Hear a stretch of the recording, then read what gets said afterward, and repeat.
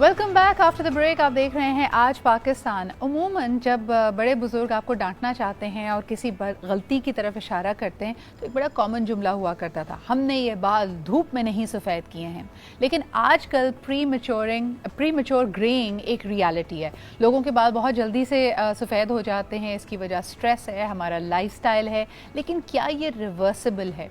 इसके अलावा सफ़ेद होना तो जी पहली एक सीढ़ी होती है, उसके बाद बहुत जल्दी लोगों के बाल झड़ जाते हैं और वो गंजपन की तरफ चले जाते हैं। अनफॉर्चुनेटली ये मर्दों और ख़वातीन दोनों में कॉमन है और मेल पैटर्न की बॉल्डिंग अब ख़वातीन भी फेस करती हैं मुख्तलिफ हार्मोनल इश्यूज़ की वजह से, अपने हेल्थ इश्यूज़ की वजह से।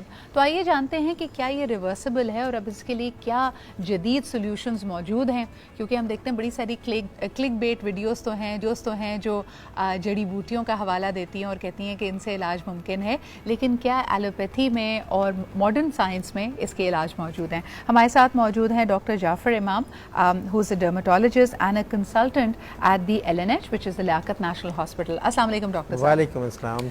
डॉक्टर साहब, सबसे पहला सवाल, अगर किसी के बाल सफ़ेद हो जाएं तो क्या वो रिवर्सिबल है?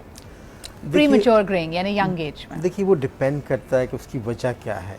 जो ज़्यादातर हम देखते हैं इसकी वजह ये होती है कि बाज़ दफ़ा जैसे जेनेटिकली होता है कि पेरेंट्स के या ग्रैंड पेरेंट्स के बाल जल्दी सफ़ेद हो गए, तो ऐसे में फिर ये होता है कि बच्चों के भी बाल जल्दी सफ़ेद हो जाते हैं। लेकिन अगर वजह कुछ और है, जैसे कि बाज़ दफ़ा हम देखते हैं कि ख़ास तौर से कुछ विटामिन की डिफिशिएंसी जैसे B6 है, B12 है, बायोटिन है, कॉपर है, इन सब की डिफिशिएंसी की वजह से भी बाज़ दफ़ा बाल सफ़ेद, जैसे हम कहते हैं early greying of hairs. What about trauma and shock? हमारे पास एक सवाल आया है राबिया खान का फ्रॉम इस्लामाबाद। उन्होंने कहा कि I had a very stressful marriage और जब वो ख़त्म होने वाली थी डिवोर्स से तकरीबन 6-7 महीने पहले, उन्होंने अचानक से अपने बालों को यकायक सफ़ेद होते हुए देखा।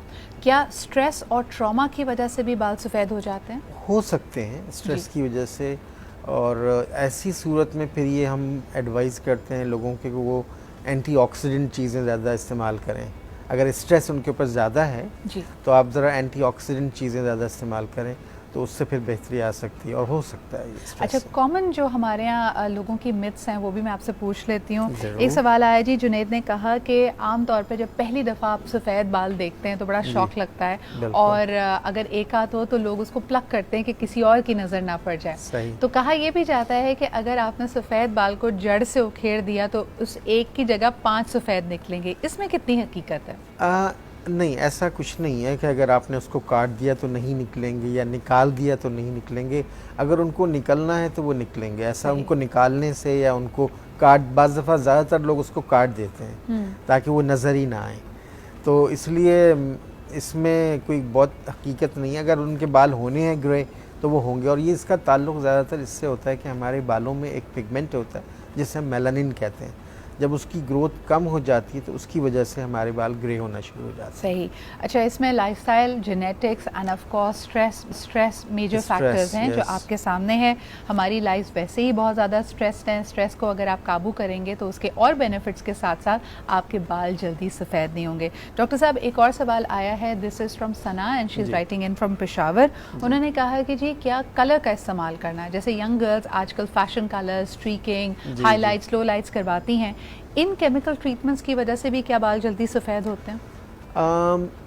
देखिए, बालों को अगर बहुत ज़्यादा केमिकल लगाते हैं तो उससे आपके बालों की क्वालिटी यकीनन ख़राब होती है, और क्वालिटी तो ख़राब हो सकती है लेकिन ग्रेइंग नहीं हो सकती। मतलब ग्रेइंग डैमेज तो करते हैं ये इन सब चीज़ें, क्योंकि आप जितने ये प्रोसीजर्स कराते हैं, streaking and low lights and highlights, बल्कि इनफैक्ट मैं तो अपने मरीज़ों से ये कहता हूँ कि स्पेशली फीमेल्स को जब तक ये सब ना हो, आप लोगों को मतलब ऑक्सीजन लेवल आप लोगों का कम हो जाता है अगर ये ट्रीटमेंट ना कराएं, तो इनसे कम चांस है होने का। मतलब बहुत ज़्यादा। अच्छा जी, एक जो आजकल बड़ा सबका फेवरेट ट्रीटमेंट है PRP, यानी जो आपकी प्लाज्मा रिप्लेसमेंट की प्लेटलेट रिच प्लाज्मा है। एब्सोल्युटली। और ये एक बहुत अच्छा तरीक़े इलाज है। इसमें बेसिकली ये एक 3 स्टेप प्रोसीजर है जिसमें कि हम पेशेंट का ब्लड ड्रॉ करते हैं और उस ब्लड को हम एक सेंट्रीफ्यूज मशीन में डाल देते हैं, और वो सेंट्रीफ्यूज मशीन से जो उसका सीरम बनता है जिसके अंदर प्लेटलेट ज़्यादा होते हैं और उसके अंदर ग्रोथ फैक्टर्स होते हैं, फिर उस सीरम को हम पेशेंट के स्कैल्प पे डिफरेंट साइट्स पे लगा देते हैं।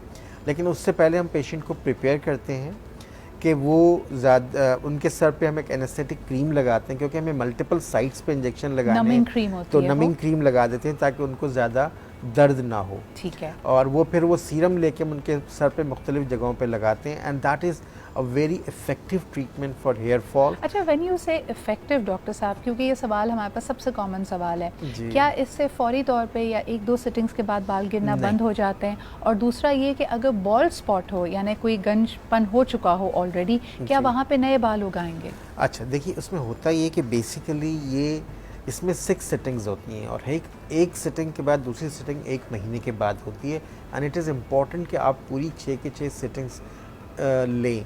दूसरी बात ये कि मैं आपको बताऊं कि स्किन या हेयर्स के जितने भी प्रॉब्लम्स होते हैं उनमें होता ये है कि most of them takes time, लेकिन लोगों को हमारे यहाँ जादू चाहिए होता है कि हम कोई 1 सेकंड में चीज़ें बेहतर कर दें, तो ऐसा ज़रा मुश्किल होता है। और हमारे इलाज में कामयाब वही लोग होते हैं जो कंसिस्टेंटली ट्रीटमेंट करते हैं। ठीक है, तो आप कह रहे हैं 6 सिटिंग्स के बाद आपको वाज़े फ़र्क नज़र आएगा, लेकिन मिसाल के तौर पे अगर हम परसेंटेज की बात करें, आमतौर पे जैसे लोग लेज़र हेयर रिमूवल के लिए जाते हैं, उनको 60 से 80% आपके जो भी गैर ज़रूरी बाल हैं वो गिर जाएंगे। तो अगर PRP की बात की जाए, उसमें हमें कितना ये मौसर होता है, कितने परसेंटेज तक बाल वापस आ जाते हैं, यानी जो भी आपका सूरत हाल है उसमें कितने और मज़ीद बाल आ जाएंगे? हम समझते हैं कि एक बहुत बेहतर परसेंटेज ऑफ पेशेंट्स को काफ़ी फ़ायदा होता है, उनके बाल गिरना बंद हो जाते हैं, उनके नए बाल निकलते हैं, क्योंकि ये बेसिकली ये जो सीरम है ये जाके हमारे जो हेयर फॉलिकल्स हैं बालों के अंदर उनको जाके स्टिमुलेट करता है, और उसकी वजह से बाल गिरना भी बंद होते हैं और बाल निकलते भी हैं। तो ये एक काफ़ी एक परसेंटेज वाइज कहेंगे तो हम कह सकते हैं 70% ऑफ द पेशेंट। और इसमें अच्छी बात ये है सिद्रा कि इसमें नुकसान कोई नहीं है, क्योंकि आपका अपना ब्लड है, उसका सीरम बना के आपको लगा रहे हैं, तो उसमें कोई इंटरेक्शन के चांसेस नहीं है, कोई आपको रिएक्शन नहीं हो सकता है, इसलिए कि आपका अपना खून का सीरम है, तो इसमें ऐसी कोई।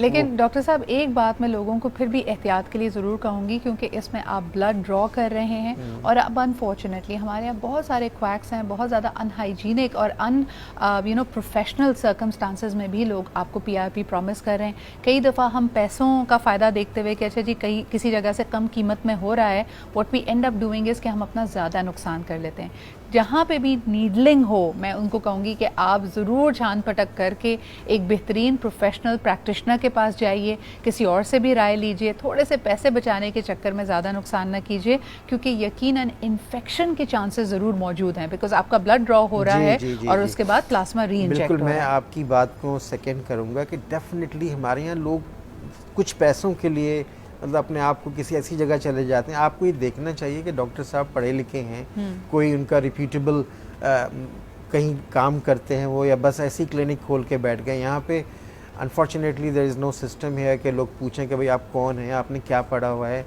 आपका बैकग्राउंड क्या है। और कई दफ़ा मैंने देखा है डॉक्टर साहब फिर जो कंप्लेन कर रहे होते हैं कि हमें रिजल्ट्स नहीं मिले, आप उनसे पूछें कि आप किसी नामवर शख्स के पास गए थे, तो पता चलता है नहीं, वो उन्होंने कोई सेविंग डील, कोई स्पेशल डील अवेल करने की कोशिश की थी। So again I think couple of things are very clear. ये मर्द और ख़वातीन दोनों इस ट्रीटमेंट से फ़ायदा उठा सकते हैं, कोई एज अपर लिमिट नहीं है, लेकिन जैसे हर प्रोसीजर से पहले आपकी उमूमी जो सेहत है उसका जायज़ा लेना बहुत ज़रूरी है कि आप कौन सी मेडिसिन इस्तेमाल कर रहे हैं, अपनी हेल्थ कंडीशन ज़रूर अपने प्रैक्टिशनर को बताएं, एक एक्सपीरियंस प्रैक्टिशनर का इंतखाब कीजिए, और सबसे बढ़कर ये कि थोड़ा सा सब्र और पेशेंस रखना बहुत ज़रूरी है। बहुत बहुत शुक्रिया डॉक्टर साहब मौजूद होने के लिए। एक छोटा सा ब्रेक लेते हैं और आज आपकी मुलाकात कराएंगे एक ऐसी पाकिस्तानी से जिन्होंने यकीनन पाकिस्तान का नाम पूरी दुनिया में रोशन किया है। She is considered to be one of the best architects around the world, और उनकी जर्नी क्या रही, I think this is definitely going to be an inspiration for a lot of people. So we'll have a conversation with her. एक छोटा सा break लेते हैं, we'll be right back. Keep watching Aaj Pakistan.